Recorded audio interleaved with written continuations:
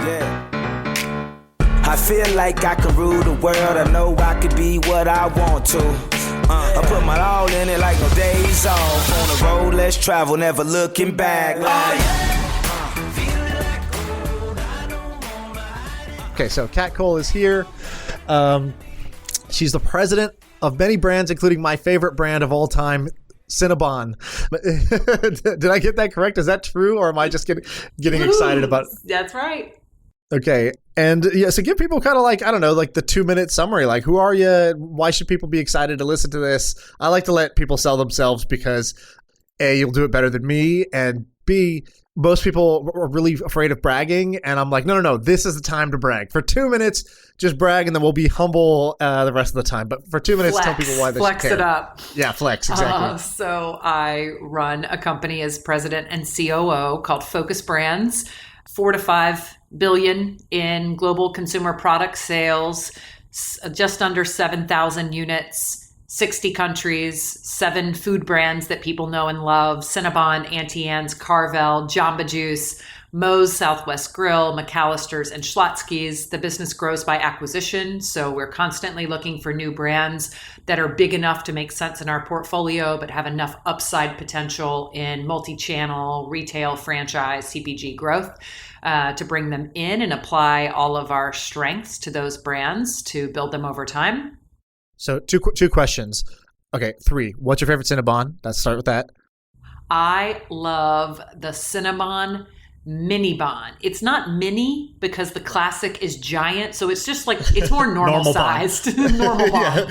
Yeah. You won't hate yourself later, Bon. That's right. Okay, so second, do you guys have so I see all the food brands. Do you guys do non-food brands, or are you specifically focused in the food category? All food and franchising as the core legacy business, and then even better if it's extendable into other licensed formats in grocery products, and even better if it can port around the world.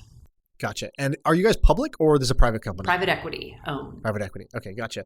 Okay, so you're a baller. That's amazing. How did you get here? Are you kind of like, I worked my way up from mail clerk for 20 years, and now I'm the president and COO? Or did you have some other career and you kind of sidestepped into this? How'd you get where you are? No, it was kind of like the great poet Drake, started at the bottom. Now I'm here. I am one of those stories. So I started out as a hostess and a waitress when I was 17, 18 years old at Hooters restaurants, putting myself through college, first person in my family to get into college, grew up the child of a single parent alcoholic father, helped raise my sisters. And so I just had to, work to pay for school. And I was the first person to get into school. And so everybody was really excited. And then something really crazy happened.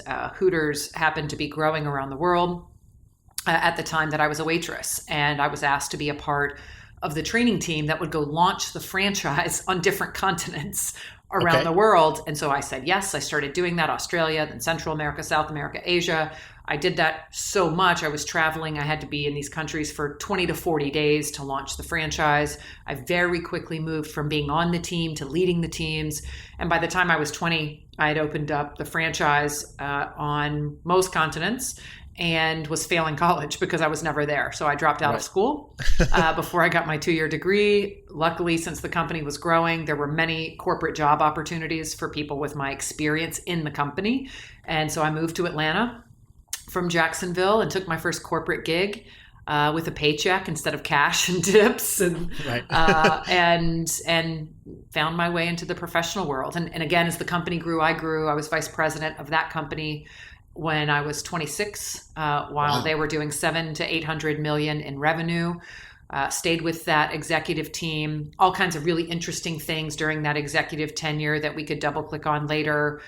Started my humanitarian work in Eastern Africa, did a lot of nonprofit leadership that gave me some really cool parallel leadership experiences that allowed me to be just a better leader at a younger age than many people, because I was leading my day gig, my nonprofit on the side, humanitarian work.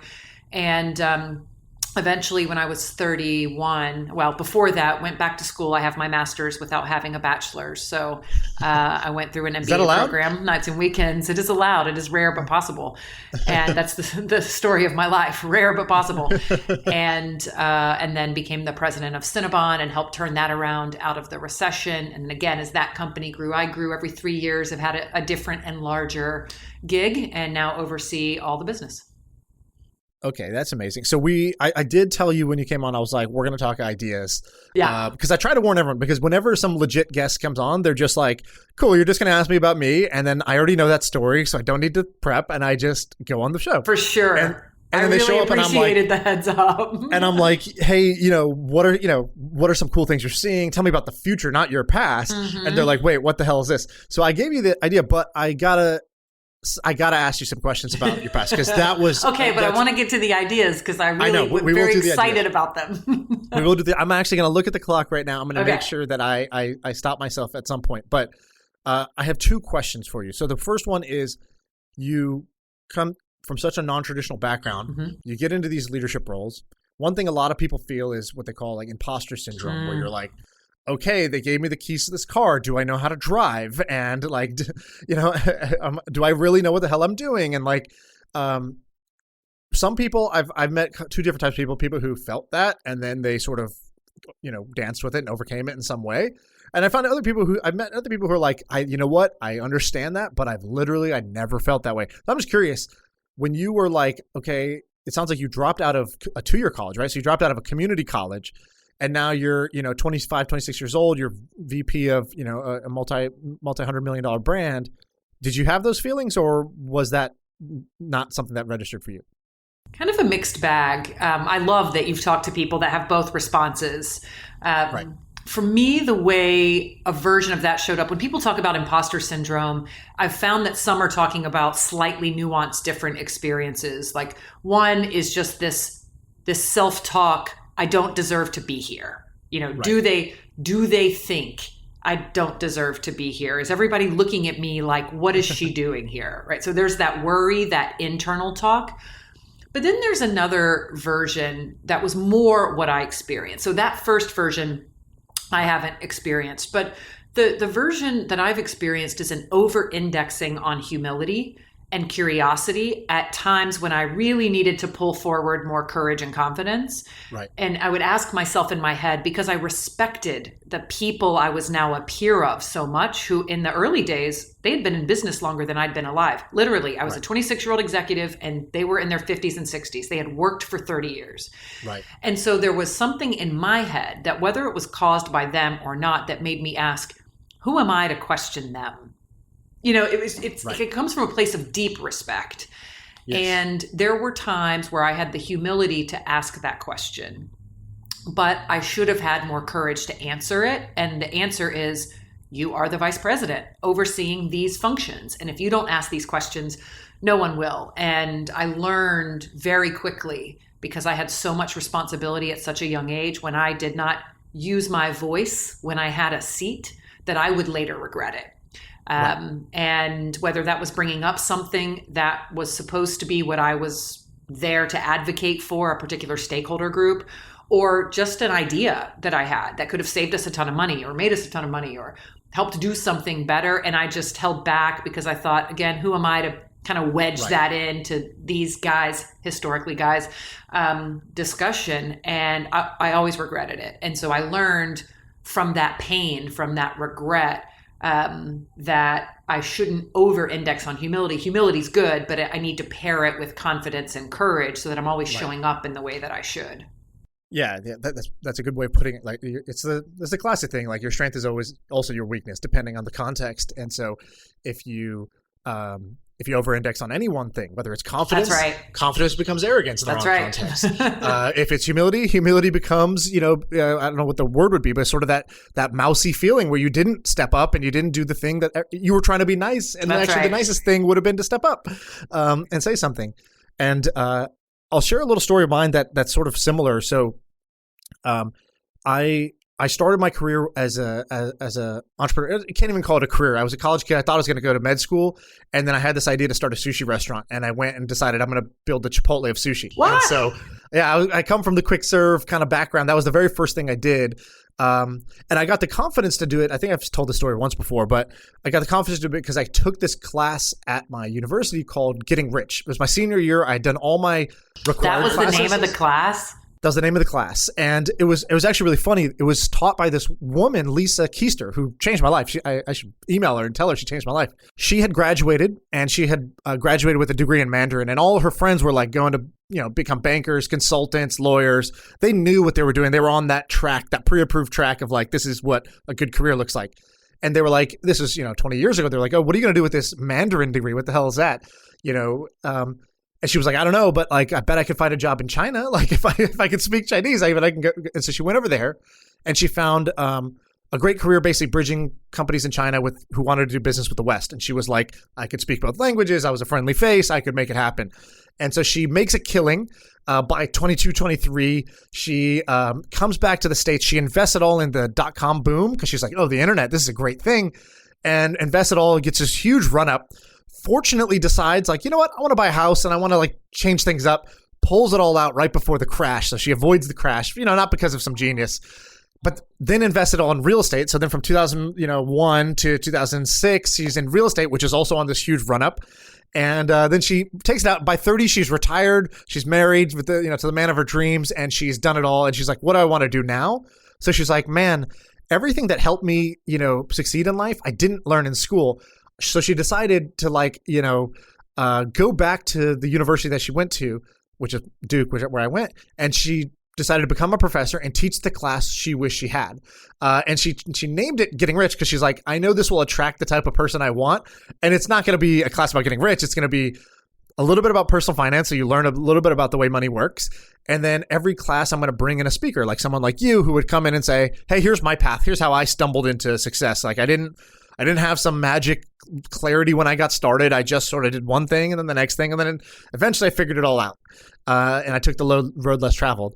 So anyways, I heard that. And that's when I was like, oh shit, these people who are telling their story about, starting a t-shirt company or, becoming the vice president of JP Morgan, they all said the same thing, which was like, just as clueless as you back when I was 20 years old, and just started following my nose of the most interesting thing, tried to do a great job of it, and whether I succeeded or failed up, this is America, it's amazing. You can even fail and you go up. And so, and they were like, look, at the end of the day, I'm the one hiring people, so I'll tell you what I look for in a resume. Everybody's got the same degree. I go down to the bottom of the resume where it says like other, and I try to figure out, do you have anything to offer me? Any other experiences in your life that are novel or different? Because that's what separates you from the other stack, the other people in the stack of papers. So anyways, long story, but I'm going to get to the part that was relevant to what you said, which was I do a couple startups. I fail essentially with them, like minor success, but failure really.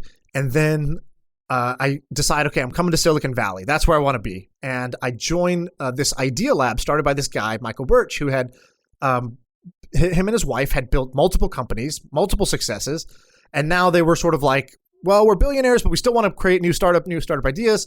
But now we don't need investors. We'll do it on our own terms. So they buy this pimped out office in San Francisco. They smash together 7 condos and create their dream office out of that. And then they hire up a team of 20 of the smartest engineers. And they're like, great, we own this whole thing. You all own equity in any project we do. It's like sort of communism for startups. And, we're going to build our own ventures. And so I joined him just to work for him. And I didn't know what the hell I was doing, but I knew 2 things. One was, I had this idea was, how do I get 20 years of experience in the next 4? Kind of like what you were saying, which was like by throwing yourself in the fire and being like, you raise your hand, like, compressed time. I'll go launch, our Australia business or wherever. Like you will go learn a lot more that way. So that's why I joined his startup lab, because I was like, oh, a lab has multiple ideas. So I will get multiple reps rather than just focusing on one thing. And I'll learn from this guy who's done it before. So I'll get a bunch of experience just sitting next to him every day. And that's what happened. But along the way, he emailed me one day and he was like, hey, meet me at this coffee shop today. Don't come to work. Meet me at this coffee shop. There's something I'd like to discuss. And I was like, 6 months into the job, and I was like, oh shit, I'm getting fired. Like, I heard this is what happens. They take you off site and they sort of shoot you where nobody could see you. And, because I had been changing a whole bunch of things. I had been doing the thing you said, which was like, if I saw something that didn't make sense to me, I would just say it didn't make sense and I'd change it without even asking for permission. And I was like, I probably overstepped. And okay, whatever. Lesson learned. I told my mom, I was like, I'll be home for lunch. I'm probably getting fired today. And I go meet this guy and his wife. And he was basically like, is the exact opposite. He was like, he's like, every single person I ever hired at this lab, 20 people I hired, and I said, make of this what you want. Whatever you make of this is what your experience will be. He's like, I told all of them that. And then what everyone does is they go and they sit at their desk and they wait to be told what to do. And they just do what they think their job title is. And he's like, we hired you as product manager, but you've been acting like the CEO of this lab. And I want to make you the CEO. I want to give you my job and I'll move to the board and you run this thing. And I was 24 years old. And in that moment, I had this fear, like kind of what you were talking about, the nuance number one that you mentioned. And the fear I had was, and I asked him this is how I got over the fear. I asked him, I was like, I'm the youngest person at the company. I'm 24. I've been here the least long. I've only been here for 6 months. Are other people going to be okay with this? Like, I get that you're crazy, but like, ultimately you're going to leave and I'm going to be the one standing in front of them. And if they don't respect me, I'm screwed. And he told me this, he gave me this anecdote. And I honestly think he made this up, but it worked. It totally made me feel great, which was, he goes, I talked to, these 4 leaders of the team, already. I asked them how they feel about this. They all were supportive. In fact, Paul called me yesterday and was like, dude, are you making this transition yet? Like, what's the holdup? And that just gave me this like wind in my sails that I was like, oh, they want me to lead. And then I never questioned it again. And now looking back, I'm like, I think he might have made that shit up. That might have been like totally not true, but it was a real gift that he gave me. And so for anybody out there who's putting somebody in a position where, they're punching a little bit above their weight, they're not, sort of technically on the resume qualified to do this, give them that gift of like, people want you to lead. They trust you in some way, somehow. It really changed my experience. It sounds like for you had that on your own. So, all right. Today's episode is brought to you by Tempo. Tempo.fit is the website. I actually use this. I've used this for a few months now, and it's this machine that has a touch screen and this 3D sensor. And what it does is they give you weights, like 115 pounds in weights, and it's for strength training. So what it is it measures your body, and it sees how much weight you're lifting. It sees how many reps you're doing and how much effort you're putting in, what your heart rate is. It's pretty amazing. And then you have a coach on screen walking you through what to lift, how many to lift, what workout to do, whether you want to do a 20-minute, 10-minute, 50-minute workout. It's pretty amazing. But the best part is the leaderboard. The other stuff, all the features that they have, that's cool. But I'm obsessed with the leaderboard because it measures how many reps you're doing and how much volume you're doing. And you can compete with other people who have taken the same class. So it's made me want to work harder, lift more weight, or have more endurance. It's just pretty freaking fun. And the whole point of working hard is to have money so you can spend it on stuff that will make you live longer. And this product, Tempo, it checks that box for me. So they're our sponsor today. If you use the code SAM100, so that's the promo code SAM100, you'll get $100 off. So tempo.fit is the URL, and SAM100, one word, you'll get $100 off. So check it out. I use it. If you look me up on Twitter, you'll see I'm always filming videos where I'm talking to that company saying I'm trying to crush their employees on the leaderboard because I actually love this thing and I use it all the time. So check it out. Anyways, I don't know why I made this all about me, but I felt compelled to tell you that story. That's awesome. Okay, we're getting close to the idea time. Tell me more. Yeah, let me tell you about my ideas now. Let's do the ideas. So I asked you, the homework was 1 to 3 ideas. You might have exceeded that. I don't know.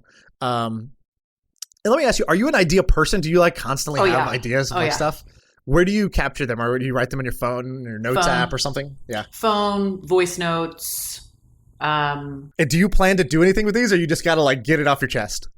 I am very good about socializing ideas as soon as I have them. Okay. So I just put them out there. Even if it's like, oh, maybe I could actually do something with this. If somebody else moves faster on it, cool. If they don't, cool. And you just tweet them out? I just talk it out. I'll just talk with a friend. I have so many creative friends and people in the entrepreneurial world. And So yeah, I just share. I was thinking about this. Wouldn't it be great if this existed? Right. Would you use this if this existed? So give me one of them. What's on your mind? Okay. One that I actually started, this was, I don't know, 6-9 months ago, started messaging a few investor friends and people who I know are passionate about this topic, and they loved the idea. I got busy. So maybe somebody will do something with this. So an app that lets me enter all the life decisions that I want to enter and evaluate and measure my real environmental impact. So the shampoo I buy, the method of transportation I have, my food choices, and I want to score, right? It's just for me. Right. And then if there are enough people participating, enough data points, it can kind of benchmark by region, by different demographic, if I opt in to show that, because there is so much greenwashing that there are things that are promoted or advertised as better for the planet that when I've had occasion to work with experts or go deep into the research of the entire value chain, it's actually not. And there are websites right now that rank products in this way. So EWG, whatever version it's become now, where you can put in your SKU, scan the barcode, and it'll tell you if it's like green, yellow, or red, or if it's good, fair, bad, or horrible for the planet, or if it's got concerning ingredients for your body. So like a really souped up version of that, where it's easy to click transportation, home, utilities, food, whatever it is, and I put it in, and then I can see how the choices I make add value to the planet or are hurting. And for me, it's just about driving more consciousness. And then, of course, you could gamify it and like do all kinds of things, and it could actually create energy around the growth of companies that really are net better for the planet. So there just feels like there's a lot of good that could come from that. Right. And have you made any shifts recently that you're like, oh, I wasn't aware of X, but now I do Y, and it's better for the planet? Have you done anything like that? Well, I use the what was formerly branded as the EWG app, where I can just put products in, and it has both packaging, some packaging measurements, as well as more ingredients for the body. And so I've just shifted product choices based on the information in the app. But it's still only covering product purchases, not transportation choices, and lawn care and home goods and my children's clothing and all the consumption items, all the choices that I'm making. I would love that same level of consciousness without having to do all the work of the research and then running into light research and making actually a decision that's not based on the depth of everything that a product or a service actually involves. So it doesn't exist. I've looked everywhere. Nothing is this comprehensive. Right. So let me tell you what I like, and then I'll tell you what I dislike about it. Maybe you could tell me why I'm wrong. So what I like about it actually is, well, besides the like net good that would come of something like this, what I like about it is that I think you could start this as a quiz. So I've noticed, just in trying to make things move on the internet, quizzes are like, I don't know, they're like the bacteria of the internet. They just spread like crazy. And I was telling you about Michael, who was the kind of CEO of the lab. He had launched, he got big on a social network. It was like kind of as big as MySpace back in the day, as big as Facebook. And he had launched it with a quiz, and in 9 days he got 1 million members. Back then, that was really fast. Like 1 million was a lot back then in the internet size. And he did it with just a quiz called the Best Friends Quiz, which basically was like, how well do you know me? I answer questions about me, and then I send it to you. You get a score of guessing what I would have said, and then I'll do the same back for you. And it was this viral quiz. The guys who were behind Tickle, I remember, did this with which dog breed are you, right? BuzzFeed did this. And so I think that there's one way to onboard people with this, which is just like question, score. And how does that compare to blah, blah, blah. And so you don't even have to it doesn't even have to start as a full-fledged, app. It can be something that just collects a whole bunch of people's information and interests I dig around their lifestyle choices. So and I like maybe quizzes. even makes them more energized about a deeper engagement on the platform to enter and things like that. Exactly. So I love that it can be formatted as a quiz, as a starting point, as a wedge. And then the part that I dislike is the one thing about these quizzes that works well is when you get a result that you like. So it says something good about you. My fear would be, would people end up getting bad news, or just basically like, I feel like we're all screwing up the planet and we all have pretty like consumptuous lifestyles, if that's a word. And I don't know anyone who's going to score well on this. And so I think you'd get a bunch of people to like, would people opt into doing something that results in them feeling somewhat guilty? I'd like to think yes, because then they'll change. But I think what will end up happening is people will avoid it, just like they avoid stepping on the scale if they know they're getting out of, overweight or whatever. Yeah. And so, I that's my think fear. that's fear a really with it. interesting point. I'm such a geek around like psychological models and human behavior, and I just think humans are magic and fascinating. Right. And so I love where you're going with that. My thinking, and I haven't thought about this too deeply beyond sharing it with some, fellow thinkers around making better decisions for the planet who happen to be investors or very entrepreneurial. My thinking is that, one, I think you're right. People already know it's bad. And Right. and that's different, right? Because sometimes people don't want to get bad news when it conflicts with how good they think they already are. Right. And this is like, I know I'm bad and I actually want to get better. It's why I'm using it. And so tell me how bad I am. Right. Give me or I'm already this conscious. I'm going to show you that I'm actually on a journey. I'm yellow, not red. Right. But my teenage son or my partner or my friend, I really want to get them into this, or my mom or my dad. I'm trying to get them to make Right. better choices. And maybe it's not just that it's red, yellow, green, but it actually in some way using psychology communicates what is actually bad about that. Like, if this continues with this many people around the world, here's what will happen to your grandchildren's climate. Right. Here's what the world looks like. Yeah. So, something like that. Like, I think the good thing about this is, even if a lot of people are in that bucket where they're like, oh, it's bad and I don't want to hear the bad news. Like, for example, my wife is vegan, and so she will, if she's talking to her mom, right? Her mom, when her mom was growing up, the vegan wasn't a word. That wasn't a lifestyle. So, she's now in her 60s. She's not going to change to being vegan. But she loves animals and cares about it. And so when she brings up, when my wife brings up this information of like, do you know how that showed up on your plate? And do you know what, how dairy works, right? Do you know how bad these systems are? And her mom was just like, I don't want to know. Don't tell me. It's just going to ruin my day. Like, please don't tell me. I'm not ready to change, blah, blah, blah. But the thing with this is a product where everybody is the total market, right?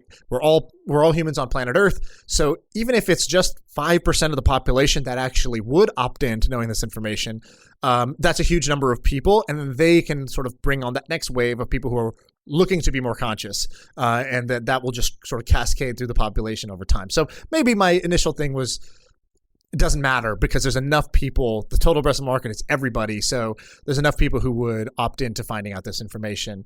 And then the other sort of interesting thing that you brought up was like psychology, right? So one of the guys who taught at the school I went to was this guy, Dan Ariely, who's wrote a bunch of books like Predictably Irrational. He's sort of like the leader in kind of like behavioral economics, pop science. Yep. I am familiar, actually, because it's commonly applied in approaches to menu in the food business and sales and things like that. Right. I remember he was saying he was working with Panda Express at one time. They're trying to get people to make healthy choices, and they were trying to figure out how do we label our menu so people make healthy choices? Should we include this information or what? And the experiment he wanted to try, which I think ultimately didn't work because they didn't implement this, but the experiment he wanted to try was when you walk through the door, there's actually two lines. There's the I'm going to treat myself, or I'm going to make a good decision for myself. And both are positive, but it was like go left or right, and then the menu you see is a different menu, and you just only get the options, but you make the choice up front. You don't have to like wade through the tasty and then the like maybe healthier options and try to figure it out. So I don't think that one worked, but he did tell us about one experiment that did work in the psychology realm around this, so around climate. So he was talking about, he's like, why is it that people will buy a Prius or they'll buy an electric car now, and a Tesla maybe now. But they won't like insulate their water heater or something that will have like actually quite a big impact. Exactly. And they won't do that, but they'll virtue signal in other ways. They'll recycle a bottle, but they won't change this thing that's actually like a bigger impact. Why do people do that? And so he's like, I think it's about signaling. I think that there's a there's the power of optics. Yeah, the optics, like you feel good that you are signaling to the world that you do good. And with your water heater, it's in a closet somewhere in your house, in your garage or something like that. No one sees it. You don't even see it. And so the motivation to do it is very, very low. It's only for the diehards. And so they ran this experiment in a neighborhood where they would put a sign in the grass. I read about this. Yeah, it had this amazing result. So you put the sign that said like, hey, we upgraded our water heater. We went clean and green or something. And so you were signaling to everybody that our house, we did the thing. And as in a neighborhood, when 5 houses did it, then everybody felt like, oh shit, we should probably not be the neighbor who didn't do this. I cannot be the jerk that doesn't do this. Right. And so I love that. I love that idea, and how you can apply that into product design, I think is cool. So, okay, I love this idea. Give me another one. What else you got? So I think there is an opportunity. There's a theme here of impact, but I think there are real business opportunities here, and they're just needed entities and Kat, activities. We get it. You're a good person. You're a good person.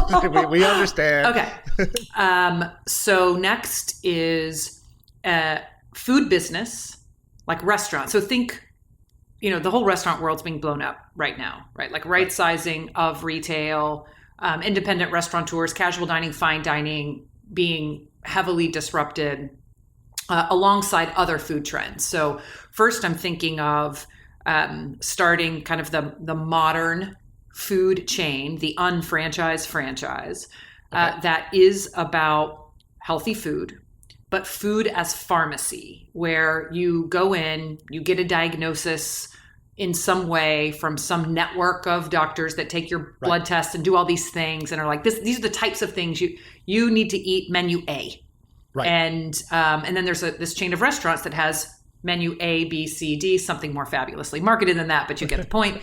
And it's this like beautiful, delicious place that ignites the senses, that blends the pleasure of food and the functionality of food, and very clearly communicates it as food as medicine. But it's not just that positioning of healthy. It is what I think the future of restaurants really will be, which is, if you were building one today, it would be the best of all worlds. It would be part sit down with a lot of outdoor and kind of space, built for delivery, built for pickup, built for takeout and speed.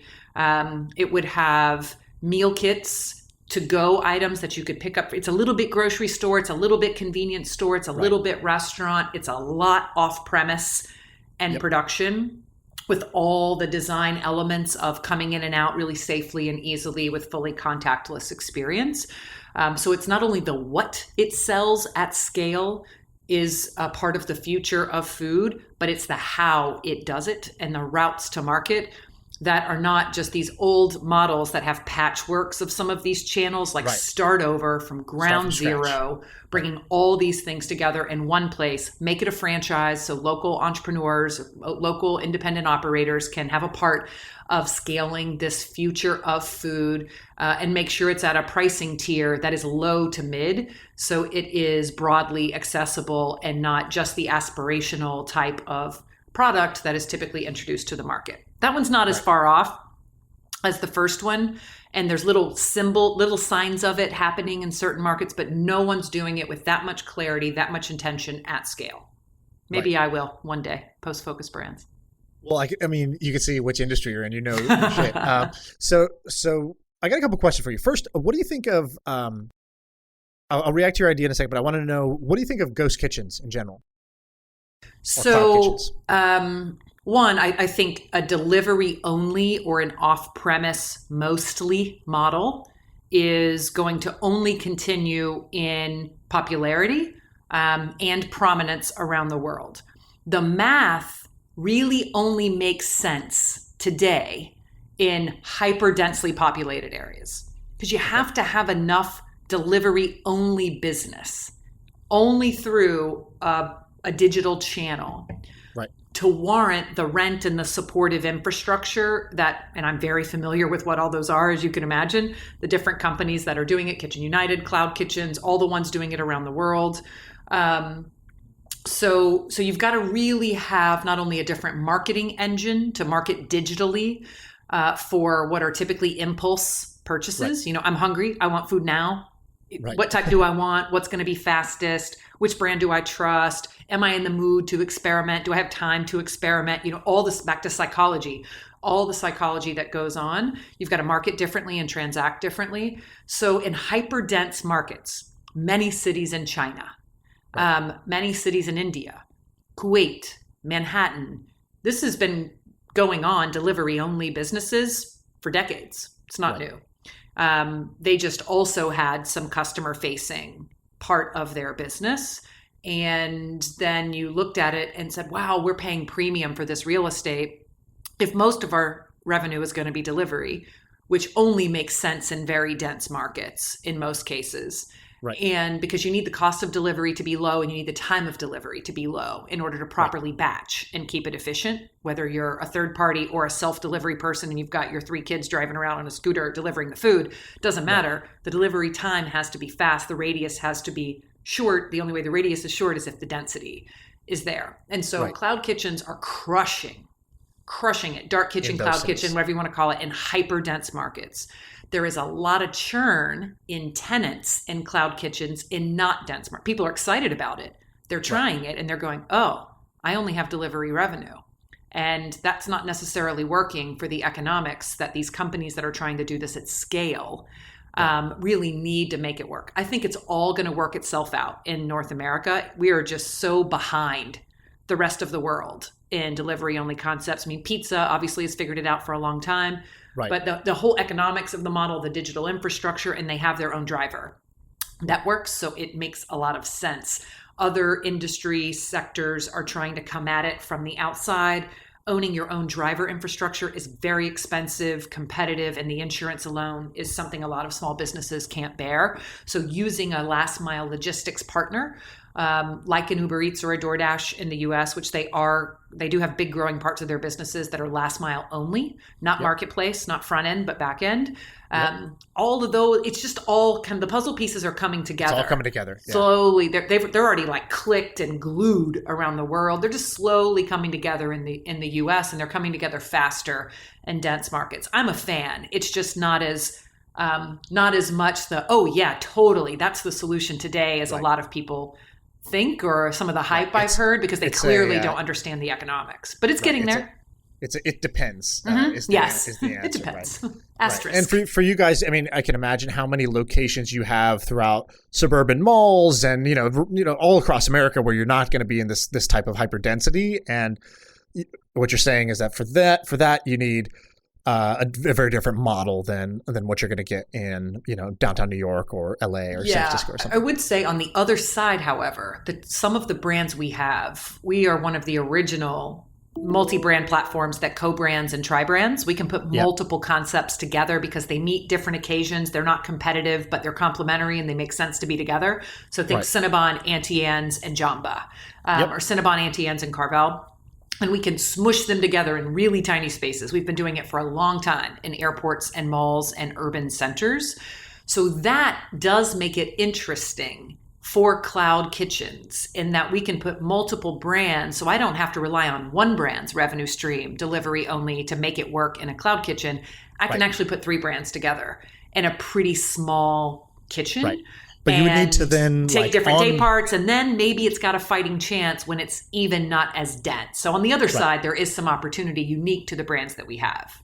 Right. So like on Uber Eats, I don't know if you guys have done this or thought about it, but like, one of the problems, let's say I wanted to order something and I wanted a pretzel, or something and I wanted a Cinnabon or a Jamba Juice with it. I can't do 2 orders, right? So you kind of need either the platform needs to enable you to say this and that, or you would have to list as that cluster. It's like you can order from a menu, and here's the menu because it's actually all one co-located. That's what we do. Restaurant. Okay. It's the easiest. It's the lowest friction way to use the way the platform is structured without confusing the consumer. So it shows up as an Auntie Anne's location, but right when you pull up the menu, it says, that's the problem, is it's got to have a lead location. But because the brand shows up in the menu, it does show up in the search. So if you search Cinnabon, but Cinnabon's actually co-branded with what was first in Auntie Anne's, you search Cinnabon, it pops up, it says Auntie Anne's, but then it shows you the Cinnabon menu item. And so that's how we do it when we're co-located today. Gotcha. Okay, that makes sense. So sort of a little growth hack, a little workaround that you have to do.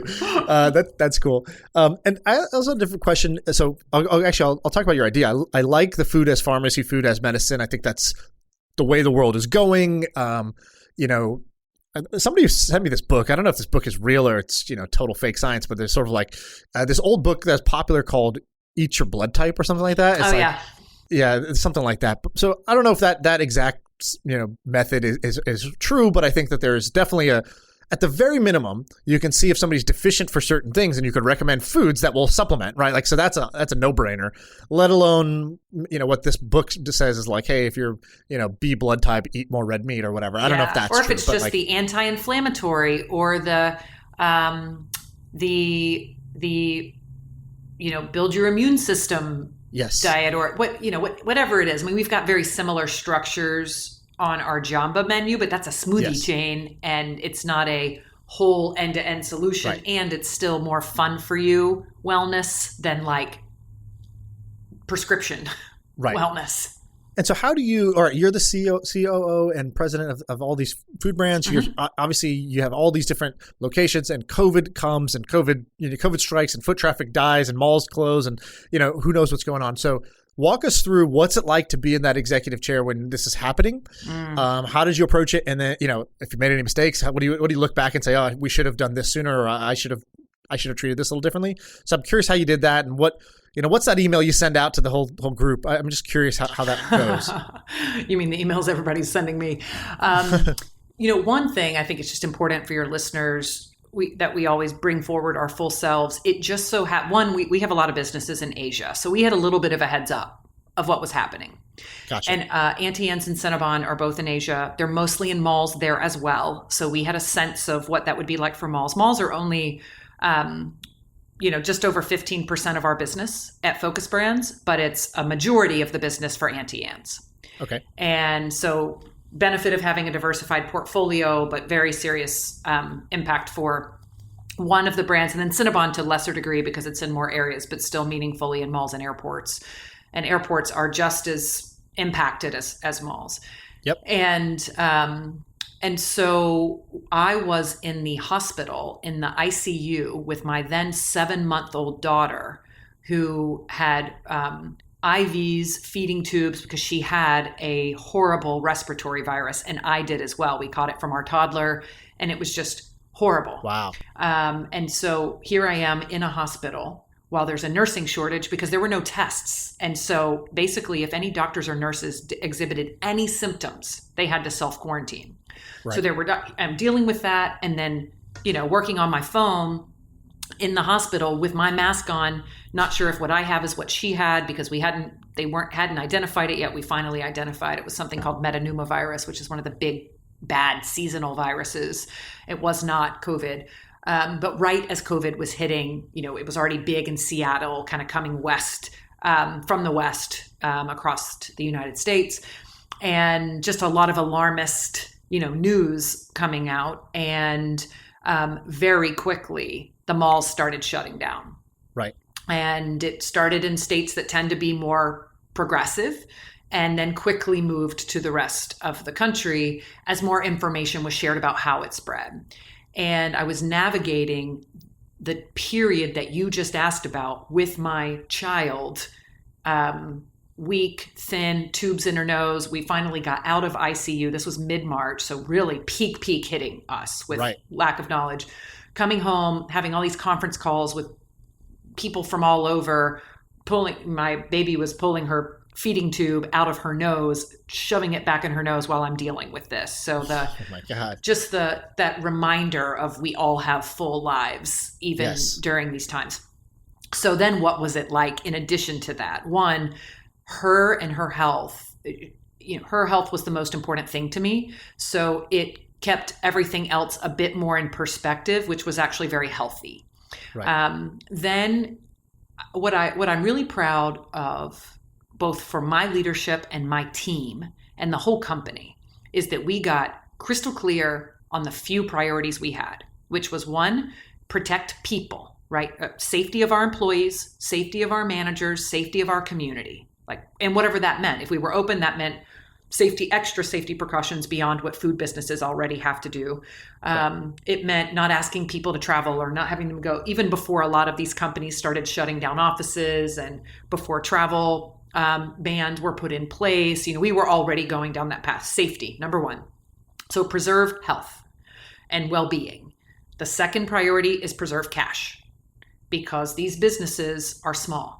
Yep. Collectively, they're quite large, but independent franchise-owned businesses, I think JP Morgan or one of these banking financial institutions puts out a report every year that basically says the average independent retail operator, including restaurants, has 14 to 21 days of cash on hand, max. Right. And that is very typical of super small business owners. And so we knew we had to preserve cash. So keep everybody safe, make sure there's nothing we're asking people to do or that conflicts with that, make sure that we're providing any safety precautions, etc. Then help them preserve cash. So put a pause on any royalties, put a pause on any advertising fund, make sure that we're negotiating with vendors to help franchisees not be stressed about their near-term obligations while they are wondering what is going to happen. So right. It was so powerful having that clarity. Don't talk to me about anything unless it does one of those two things. Right. Keep people safe, preserve cash. And if it conflicts with either of those, we're not going to do it. And if it does both of those, it's moved to the top of the list. Right. And that was it. So we did that incredibly well. Every communication, every email, every department went to work. Radical focus. Then we were thoughtful about the stages in the evolution. So we were amazing at responding to the crisis with heart and with mind. But then things start to normalize, and all of a sudden the government starts to respond with help aid packages, and every city had a different regulation, and it was a spaghetti mess of things for the franchisees to navigate. And so then we went to work with every external resource, our own lawyers, our private equity firm, just trying to consolidate guidance and information so that it also de-stressed them and allowed them to make informed decisions. Then PPP comes and all of these small business owners are trying to figure out, do they qualify? Should they apply? Do they need it? If they do, how do they get in line? And it was our job to just guide as much as we could. Right. And then as it normalized a bit, putting systems in place that allowed them to open. Most of our malls are open. And most of them are doing more sales than people would think. Mainly because not all the food providers are open. And so, yes, it's a smaller pie of customers walking through and mall employees, but we're getting a bigger share of that group, which is great. And in most cases, the mall operators, again, this is a small portion of our total business, but the mall operators are running on one shift and not two. So in some cases, short term, they're able to preserve their livelihood and profitability because it's lower sales, but more than people would think, but running it off one shift. So a bit improved margins because of the labor ratios. And the real question is, what's the future? Which of these malls are going to get repurposed into something that doesn't make sense for a snack business? Which ones are going to have a long, slow, painful exit? So which ones are going to close fast, which ones are going to be a slow road to go away, and which ones actually, because you then will have a redistribution of retail shopping, even if it's less, just like our example of food, there are fewer places for them to go. And in some communities, malls are community centers. It's not just a place to get shoes. And so I think that's going to be really interesting to watch. And so we're helping them navigate real estate negotiations. How do you approach a mall landlord with a lease? Do I just wait until it gets really bad and then I have more leverage? Do I try to renegotiate something now so I can plan my business? What happens if it's a large mall developer versus an independent? And so we've moved from crisis response and clarity to helping them navigate unbelievable amounts of information in an unprecedented time and way that many people were kind of reaching out to support government and local entities, back to, okay, getting back to what is now our new normal. They got to start paying rent. The stores are open. Bills are coming due. Some of our brands are doing better than last year's sales because they have drive-throughs and curbside and the benefits of the technological investments we made. Right. The other discipline and where I think we've been good, but it's been a great lesson for me, is to keep stepping back and asking, are we exiting one chapter of crisis management and entering into another? You don't want to get stuck in a certain type of behavior too long. Yeah.